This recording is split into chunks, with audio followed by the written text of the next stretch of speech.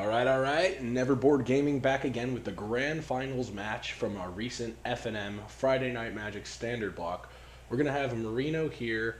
Both of these decks actually undefeated, but Marino's piloting black-blue mid-range, and Tom is going to have Bant Approach, a really unique build that I haven't seen before until this event, but obviously doing a great job with it. Yeah, we saw both of these decks show up in previous videos. Tom Cologne defeating Brandon Barrett with his Bant Approach deck. Very interesting take on the idea of just ramping into the approach mana instead of just playing patient control and waiting for it. Just being able to cast Our Promise on turn 5, getting some zombies out to get some offense out, and then suddenly approach the second sun next turn. Like what? It's a lot of power coming out of that card. And then of course Anthony Marino with a very interesting blue-black mid-range deck. He said that a friend of his had turned him on to it, and he decided to give it a try at this FNM, and it's been working out very well for him. It's got a lot of valuable stuff in it. Guys like Champion of Wits, Scarab God, Torrential Gear Hulk. Some of his usual, some usual cards that he's played before, but also some other synergies, like we saw the surprise Liliana when he was playing me in the previous round. Oh yeah. That was huge. And it looks like Tom had to mull to 1 on this first turn, but going second, it's not that disadvantageous for him. One thing I do have to keep putting in mind is that this Bant Approach deck has a couple different ways to beat you, even besides just approach. As you mentioned earlier with the zombie tokens, they can play a bit of a role, but he can also mill you out with Ipnu Rivulets and a plethora of deserts that he runs. Yeah, that's how I actually beat Brandon Barrett in game 1, was just by grinding the game out, running Barrett completely out of win conditions, and then just milling him to death with the Ipnu Rivulets.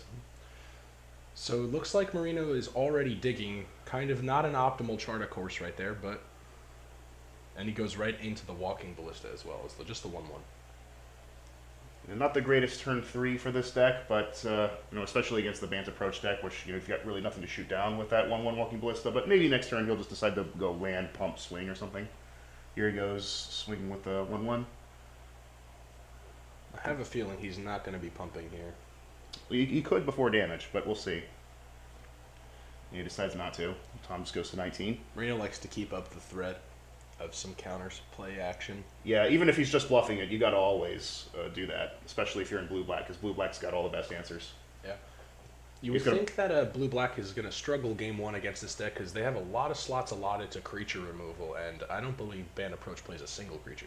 Not in the main board it doesn't, but in the sideboard it's got some. Cool. And here I come with the life counter to say Thank you. Thank you for that. That helps. Ballista cracking in for another 2 damage after Marino pumped it at the end of Tom's turn. Another Charta Course. This one will not require him to discard. It's just a straight draw 2. Raid is great. My goodness. Powerful, underrated card. Still yet to see anything but lands here from Tom. Quiet and pensive, his thoughts apprehensive, he fumigates them. Oh my goodness. And takes 2 for his insolence. The one-time fumigate actually costs you life instead of gaining you life. Yeah, Ballista sacking itself is going to get around that. Gonti. Ooh. Let's see what he can find. There should probably be a lot of cards he would not mind stealing. Even if it's just another counter spell or anything. I see Spring to Mind, Cast Out, Hour of Promise, and some blue card. I don't know what that blue card is. Oh, he's thinking about it. I think he took the Hour of Promise. Gonna try to ramp himself a little, or maybe just make sure Tom can't get it. Could be for either reason. I mean, ramping himself is pretty good, because you need a lot of mana to make the Scarab God do work for you. Honestly, it's pretty tough to get any lasting board presence with against this deck, as we're going to see right here. Ixalan's Binding going to disable Gonti and any other copies he may have in his deck. Yeah, but that exiled card is still there. He can cast it as long as it's there. Yeah, very cool, unique ability of Gonti, making him different than a lot of the other cards that can steal some stuff. There's the Hour of Promise. Marino going through his deck. I don't know if he plays any deserts in there. I think he's just looking for lands. Well, you never know. Maybe a random Ifnir Deadlands. I'm just going to get a Field of Ruin here. Is that a desert? No, it's not.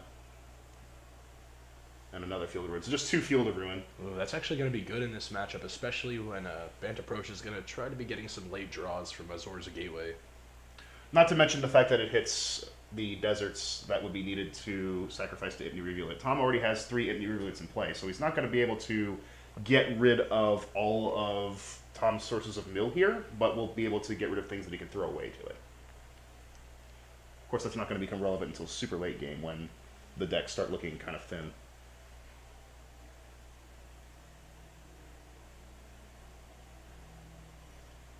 So fill me in. What exactly is the other effects of Hour of Promise besides searching for the lands? So you get 2 lands, any lands, doesn't have to be basic. And then if you control 3 or more deserts, after you finish getting the lands, you get 2/2/2 black zombie creature tokens. Nice, and that can make a big difference, actually. Unfortunately, Marino's not running any deserts, I don't think, so. Even if he was, he didn't have any in play, so getting 2 wouldn't have been enough. Alright. There's the Scarab God. Attempt. I would be very surprised if we don't see some sort of counterspell. But no. Reaches right for his deck, says you can have that Scarab God. No Essence Scatter in Tom's hand, I suppose. Oh, man. Another Ixalan's Binding. That's gotta hurt. You do not want to see your boss monster. Gonna He's gonna spend the mana to revive the 4/4 zombie ballista. Can't ping with those counters. No, those are not counters. He's just naturally a 4/4. Pretty beast mode creature to have right now. I would not be surprised if Tom wastes a cast out or something, even a fumigate to get rid of that at this point. But this turn looks like he might just have to pass it over.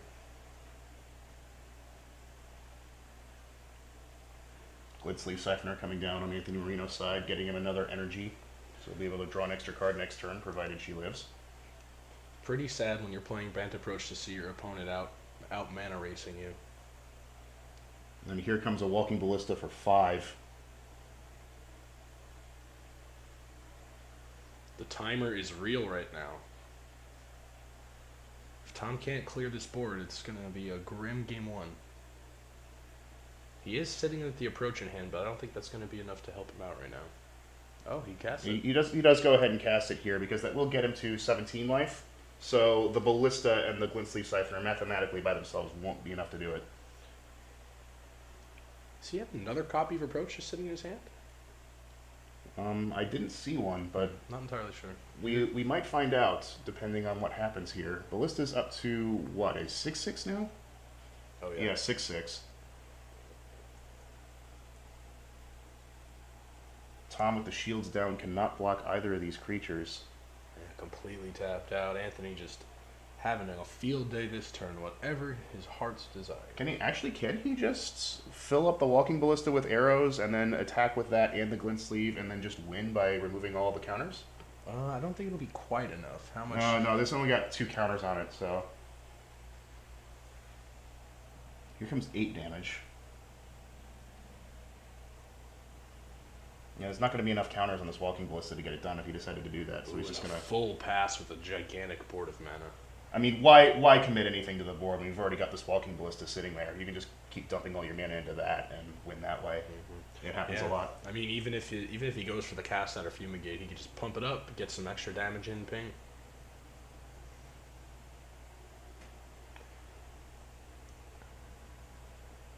Also, I'm sure that Marino is fearing that second approach. He wants to leave some mana on board in case he has anything to stop it. I think Tom just passed his turn here, and Marino's just deciding what to do with his mana.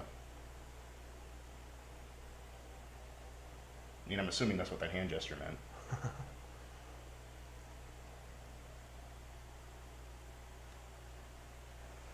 Alright, some end-step shenanigans are incoming. Maybe a Field of Ruin activation? No. Well, actually, yeah. Seems to be what's happening here. Cracking one of the white sources. Interesting. Is that going to take away Settle the Wreckage from him? I think it does, actually. Well, no, it doesn't, because he's got a basic plains. But the point of doing that was to shuffle away the Approach of the Second Sun, I believe. Oh, smart. And I was just going to take away the other irrigated farmland. Hope Tom doesn't have another basic plains, but I'm pretty sure he does. Yeah, that's such an underrated usage of Field of Ruin or any type of thing that forces your opponents to shuffle. Really great technology in the control matchup. He does have another basic plains. He's staring at it right now. So he's not going to be able to keep him off of Settle the Wreckage, but it will keep him off of that Approach of the Second Sun, maybe, assuming he doesn't just shuffle into another one. The point is, he won't know when it's coming. Whereas before, usually you play Approach of the Second Sun, you have to do some math and just keep track of where it is in your library. Now you can't do that. Looks like maybe another Siphoner and a Fatal Push sitting in Marino's hand. Both cards that aren't too helpful right now. Just hoping he has some sort of defensive counter options to fend off these big powerful spells. And then a third Field of Ruin. Can Field of Ruin actually target basic lands? I don't know if Field of Ruin can target basic lands. Let me see. Straight target non-basic land an opponent controls, so... Interesting. Was that just a... What's going on here? Yeah, I think they're scooping here.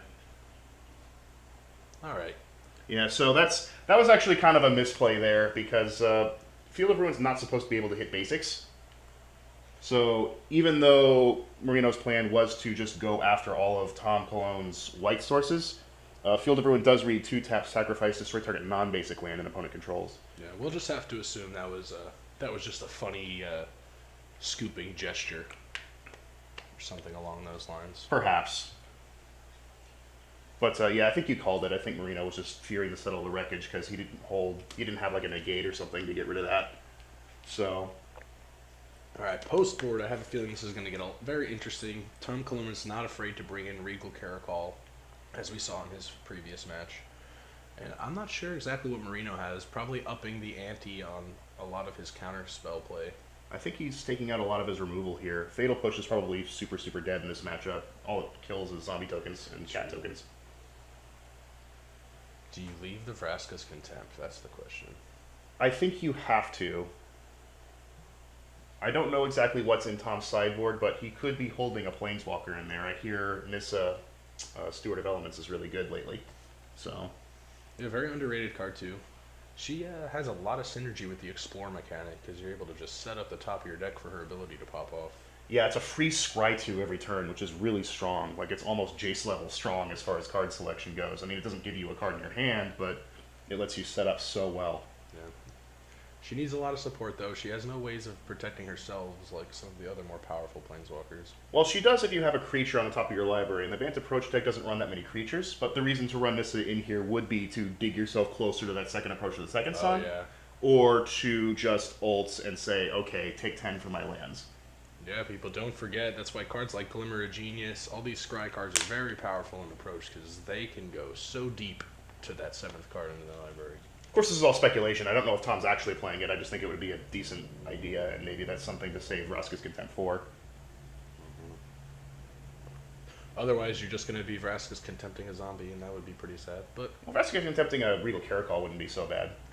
You know, stop pumping those cats.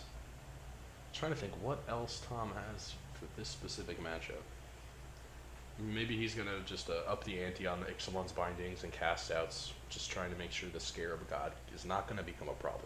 Yeah, that was my sideboard plan against Marino, and it turned out to be kind of wrong, because Marino is actually running a lot of spells. He's running about as many spells as creatures, about the same amount. Wow. And I made the mistake of just not putting in negates, and a single negate might have changed Game 2 or Game 3 for me. It's definitely tricky when you don't understand how your opponent's going to be sideboarding with a deck that's pretty versatile. They can just drop their creature side or add more creatures into it, depending on what they think you're going to do. Oh yeah, because you see cards like Glitsleeve Siphoner and Champion of Wits, and Speak O the Devil. Ooh, not going to let that stay. Essence Scatter, no thanks. I do not want you to draw extra cards. Alright, the Rivulet hits the field. Just one desert now live for him. And speak of the other devil, Champion of Wits. Another super powerful card. Any card that says you draw cards, pretty good. Throwing away a Scarab God and an Essence Scatter here. Desert number 2. Hash up Oasis. Don't know how useful it is in that deck. I suppose sometimes it could be, but... Interesting. I wonder if that's mainboarded. Probably. I mean, there's really no reason to have that in your sideboard. It's not one of the sideboard lands. Chart of Course coming down. Draw 2, discard nothing. Value, people. Duress. Oh boy. That's going to hurt. Some information.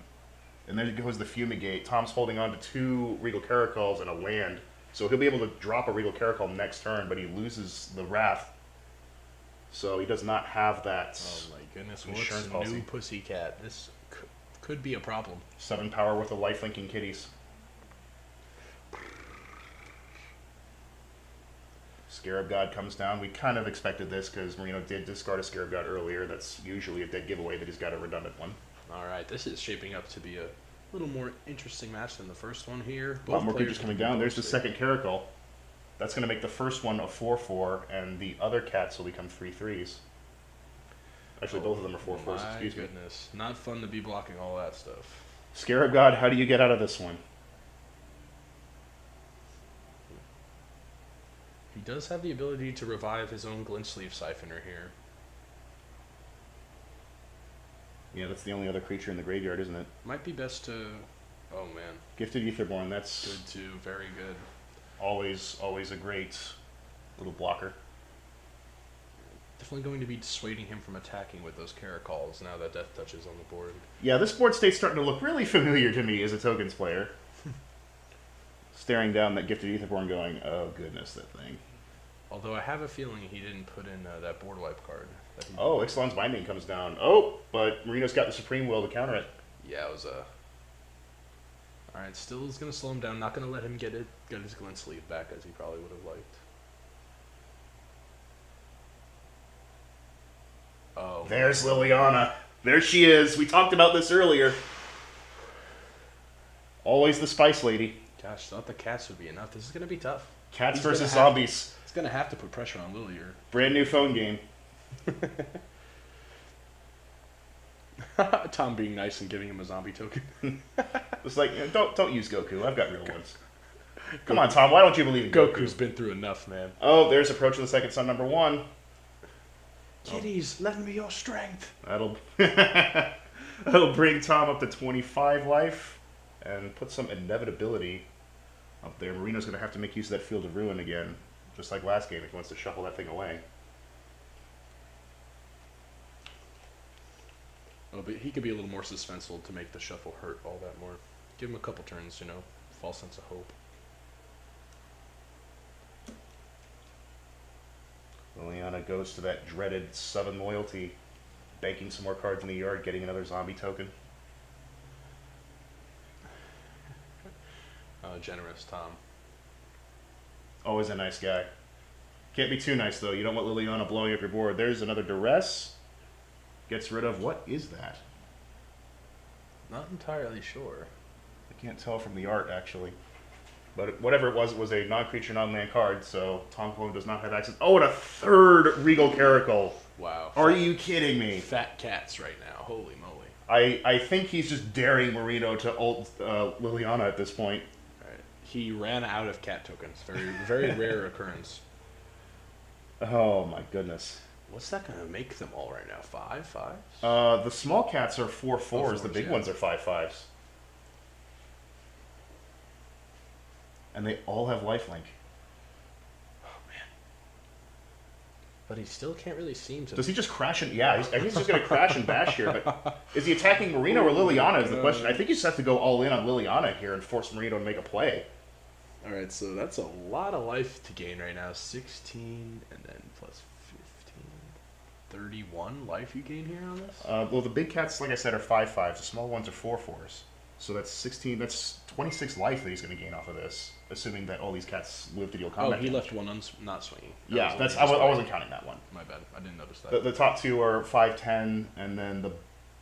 Or hang on. Oh, no, I think they're all 4/4s, aren't they? No. They're... Yeah, the big ones are 5/5s.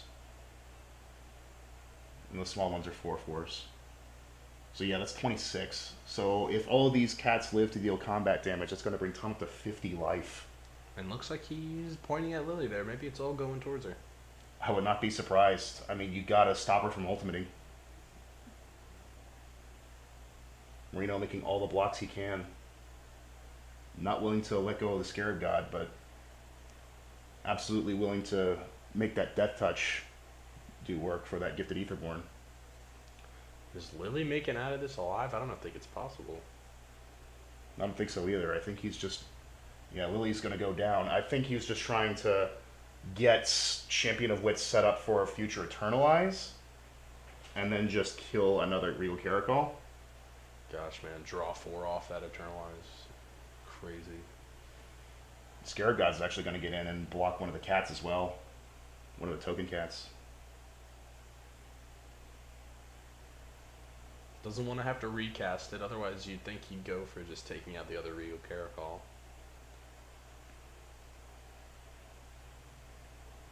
And there's Tom just mashing that button. There it is, 50 life. Oh my gosh, and this is going to be an uphill battle for Marino now. Suddenly that life counter becomes the cookie clicker. And as I expected, Marino does bring back the Champion of Wits using Scarab God. Man, keeping his hand chock full of answers. I tried to get a glimpse of what else he has, but Tom going to 47 off of the Scarab God trigger on upkeep. But if that's your plan to win the game, that's going to take a long time. Yeah. Oh, and Lost Legacy comes down. What's he naming with this? Probably just Approach? Yep. Doesn't even hesitate. Says Approach of the Second Sun. Get them all out.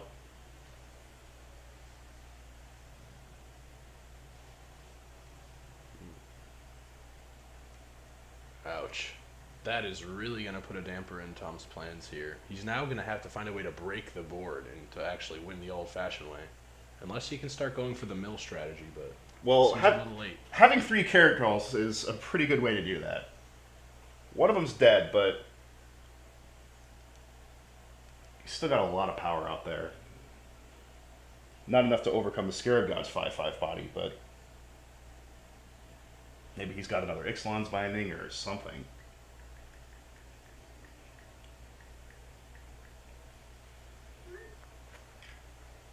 It's interesting to get some insight here to how Marino plays against these control decks. It seems like it's just a total different way to go about things. Patience and like making sure the tempo of your plays are all at the right timing. Looking at your opponent's land. I mean, we've called Bant Approach like a combo-ish deck. We've called it a control-ish deck. The truth is, we don't really know what it is. It looks like he's got an Essence Scatter in his hand now. But it doesn't really fit into any specific category. It can just win however it wants to, if it's, as long as it's keeping your opponent under control. And he's just going to go all in with every last cat. No fear. So much life. Oh my gosh. If he hits triple digits this game, I'm going to be laughing pretty hard. I don't think he's going to get there. I think there's a lot of creatures that are going to die here. For sure, one of the Caracals is going down because the Scarab God's eating it. That will actually end up killing the cat that's being blocked by the zombie because it will shrink to a 2/2 by the time that one Regal Caracal dies. Tom Cologne going up to 71. 72 life. Yeah, pardon the movement of the life counter. This wide board state kind of didn't let us have as much room as we'd like. That's what happens when you play a lot of tokens. Tom's staring sadly at that Essence Scatter in his hand, knowing it's not going to be able to do anything about that Scarab God. And by the way, that Scarab God could start stealing Regal Caracals at any moment. Ew. Yeah. Oh my goodness. Zombie cats! So much life. Everyone's going to have to be killed at least 2 to 3 times this match. Marino just passing the turn, electing not to use his mana here. He's got a couple of copies of Commit to Memory in hand, it looks like. Yeah. Don't foresee him activating the... just one Commit to Memory. The memory part of that. No. Based on the number of cards in each player's hand. Let's search for his cats that Tom Cologne just drops. That might help him dig for some kind of answer, but Marino says, no thanks. Put that back in your library. Alright. Now Memory's live, but yet again I can't foresee a good moment to make Bant draw 7 cards. Well, it might be a little bit safer now that Tom Cologne doesn't have access to Approach the Second Sun. But when Marino's got a fatter grip, yeah, you don't really want to bother with it. Man, I'm so impressed by this blue-black deck. Just able to put a lot on the board and just keep its hand chock full of stuff too. Really interesting.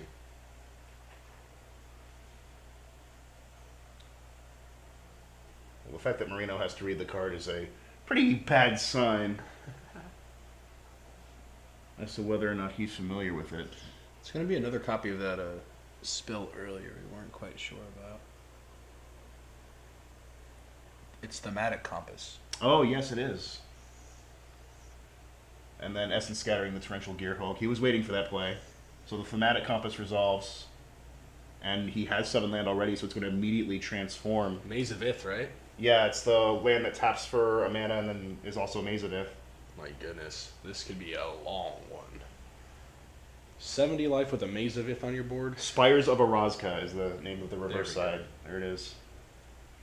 And that's going to be able to tap for any mana color he needs as well, right? No, it only taps for colorless. Oh, okay. But it also has the Maze of Ith effect, so that's pretty important. It'll stop the Scarab God from beating face.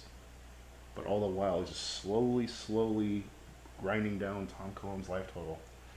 Pretty fun, all of the little callbacks to awesome, great cards of the past we got in the Transform cards. So what did Marino take with that Gonti exactly?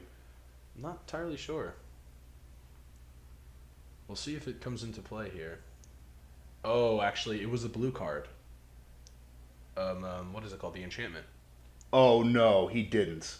Oh my goodness. That's so spicy if he took it. I think he's about to cast it right now if it's what I think it Oh no. Metallurgic Summonings comes down on Marino's side of the table. Man, when sideboarding bites you in the butt. Oh Holy no. smokes. Getting beat down by your own sideboard card, dude. Oh no. And one that is so synergistic with that blue-black midrange deck. I was just talking earlier about how it has a lot of spells in it, and they're very big-time spells. Oh my goodness. Wow. That is just a great catch The grind begins now. by Gonti there. Gonti doing so much What's work. going to for cause Marino. the summoning of the construct tokens from that card? Whenever you cast an instant or sorcery spell. He's got plenty of those. So, cast an instant or sorcery spell, get a free 2/2. artifact construct token with power and toughness equal to the converted mana cost. Oh, my bad. Yeah. So, Okay, so here's where a Vraska's Tempt is pretty nice. yeah, Vraska's Contempt will generate a 4/4 in addition to exiling something and gaining 2 life. That's a lot off of just 2 and 2 black. Alright, he uses the maze there. Spires of Araska, yeah, keeping Scarab God at bay. Tom goes to 62. He's still high up there. Ooh, pulling lands off the top of his deck. Ugh.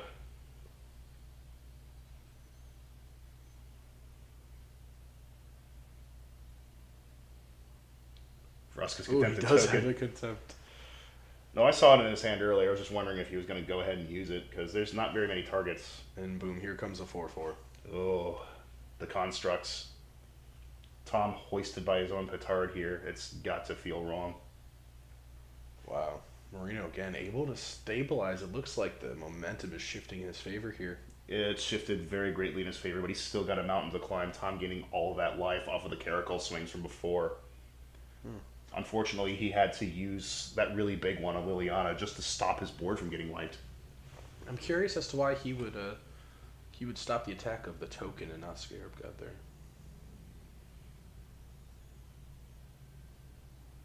Yeah, that is a question. That's a good question. The token doesn't have any abilities, just a vanilla beater, right? I guess because it untaps whatever it hits, and he didn't want the Scarab God up to block. Ah, that makes sense. Oh, settle the wreckage.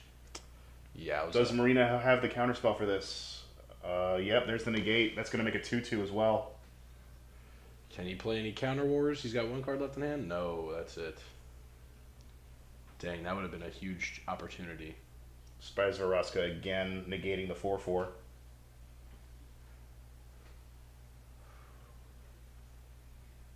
Man, needed that settle the wreckage. That could have changed the game too. Yeah, but Marino had been Well drawing played. so many cards for so long. It was pretty bound to happen. Yeah, and it's awesome when you get a free 2/2 for negating your opponent. I think he does have another commit to memory in hand, actually. I could have sworn he had 2, then I thought, well, maybe that's not it. No, I think he does still have one. Tom just drew Hour of Promise. Does he just try to windmill slam this? Get some more deserts? Gotta try. It is looking pretty grim though. Alright, this is a lesson, y'all. Don't give up. Your opponent has 70 life. Do not give up. There's the Hour of Promise. So does Marino just bring back Torrential Gearhulk off the Scarab God and try to counter this? I mean, Tom didn't have the counter backup for a Settle the Wreckage, so I think you do. I think you just kind of have to do that if you're in Marino's position here.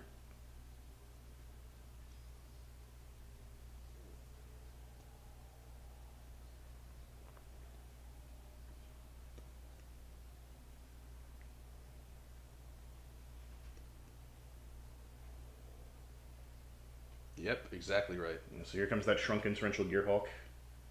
Probably flashing back that negate he's just touched.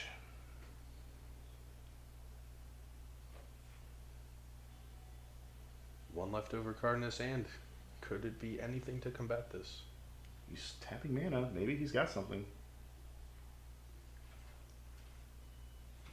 Why is he cracking Hash Up Oasis?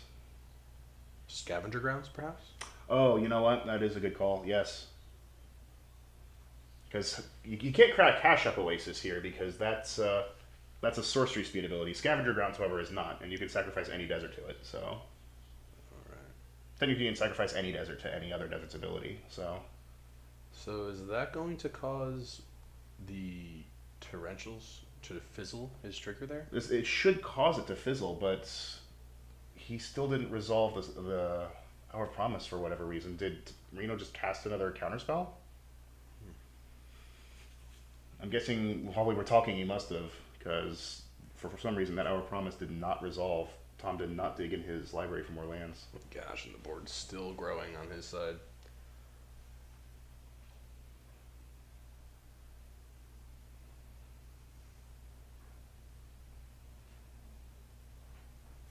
Brings him down, still above his starting life total here after taking such a beatdown for these last few turns. Yeah, but he's been drawing ducks. Did you just find another Hour of Promise? Thought it would look like another desert to me. No, it's another Hour of Promise. Let's see if this one resolves. And this time Marino's letting it go. He's got nothing in hand, or if he does, he just doesn't care. He's like, yeah, sure, get 2 zombies. He's going to get the City's Blessing as well off of that Arch for Rozka. Actually, does he have enough deserts? He's got Scavenger Grounds, Desert of the Indomitable. Yeah, he's got enough. Cool, just gets 2, but that ain't enough to really fend off this onslaught coming his way. And one gets contempted, making another 4/4 with the Metallurgic Summonings. Oh. Oh boy, talk about value. Never give up. Your life gain is just an obstacle. Just keep playing. A game ain't over till your life total is 0. Especially if you can play your opponent's cards. Metallurgic Summonings has done so much work for Anthony. Gonti might have single-handedly won this game. I think so. Yeah, all these pull off your opponent's deck cards surprisingly powerful. Even Itali and what else we got that can do that? Itali, Gonti, Hostage Taker's kind of like that, but not quite. Yeah. He's holding Torrential Gearhulk and Commit to Memory. He's got so much. I think that's the scoops right there. Man, and Marino takes it 2-0, and he goes undefeated at Friday Night Magic. The Scarab God, man. You just can't do anything about it sometimes. He's a tough card to deal with, especially when they have that much mana sitting on board. He's able to cast your Hour of Promise. He's able to cast your Metallurgic Summonings. Oh, man. When your opponent's deck adds to your deck synergy, I think that's when you know you have a good matchup. Yeah, so Marino going 4-0 here at this FNM event. Yeah. Great player. He's been doing well in Modern and Standard, and I'm sure you guys will look forward to seeing him play some more of his other decks in the future. But for now, this is Alex and Sako from Neverboard signing out. Thank you for tuning in, guys. Please like, comment, and subscribe. We'd love to hear from you.